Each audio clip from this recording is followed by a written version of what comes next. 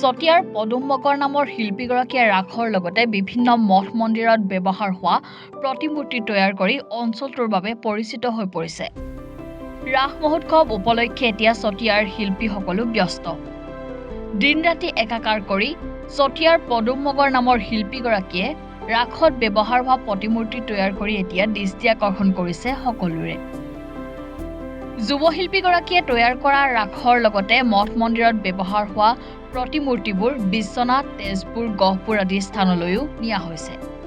আমাৰ গৃহলৈ আহিছে আপোনালোক, আমি ধন্যবাদ জনাইছোঁ। আমাৰ এয়া ৰাসৰ কাৰণে বনাইছোঁ। আমি ইয়াত বিভিন্ন ধৰণৰ আমি প্ৰতিমূৰ্তি বনাওঁ। ৰাসলৈ আমাৰ ৰাসৰ কাৰণে বনাইছোঁ।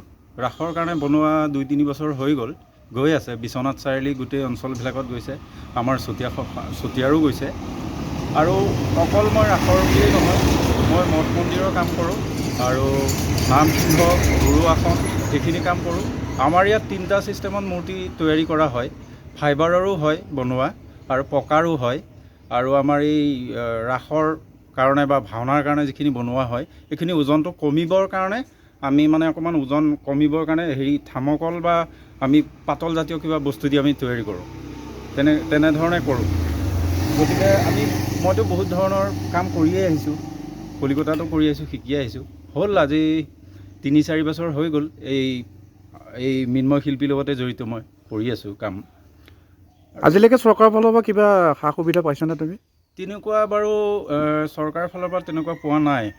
মই ভাবোঁ যে মোৰো আজি যিহেতুকে 2-3 বছৰ হৈ গৈছে এই বিজনেছটো, আমাৰ এই মৃন্ময় শিল্পীৰ লগতে মই জড়িত হৈ থকা। গতিকে মই ভাবোঁ যে আমাৰ এই শিল্পীত্বটো অকণ ডাঙৰ কৰিবৰ কাৰণে, অকণমান বহলাই কৰিবৰ কাৰণে যাতে চৰকাৰে অকণ সহায় কৰে আৰু আমি আশা কৰোঁ তেনেকুৱা ধৰণৰ। চতিয়াৰ পৰা চাহিদুল ইছলামৰ ৰিপৰ্ট, এনিভাৰত 24।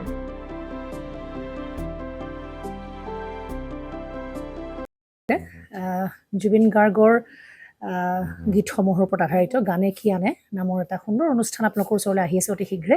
অহা 15 আগষ্টৰ পৰা ধেমাজিৰ পৰা প্ৰথম অডিশ্যন আৰম্ভ হ'ব আৰু সেই অডিশ্যনৰ যোগেদি বিভিন্ন কণ্ঠশিল্পীসকলে যিসকলে এই অনুষ্ঠানত যোগদান কৰিব বিচাৰে তেওঁলোকে এই অডিশ্যনৰ যোগেদি আগবাঢ়ি আহক। আৰু জুবিন গাৰ্গৰ বহুত ভাল লগা গান আমি সদায় শুনি আহোঁ। আৰু আপোনালোকৰ যদি ভাল লগা গান থাকে, জুবিন গাৰ্গৰ আপোনালোকে গাই ভাল পায়, তেন্তে অডিশ্যনত যোগদান কৰক। মোৰ ফালৰ পৰা আন্তৰিক শুভকামনা থাকিল এই সম্পূৰ্ণ অনুষ্ঠানটোলৈ। ধন্যবাদ।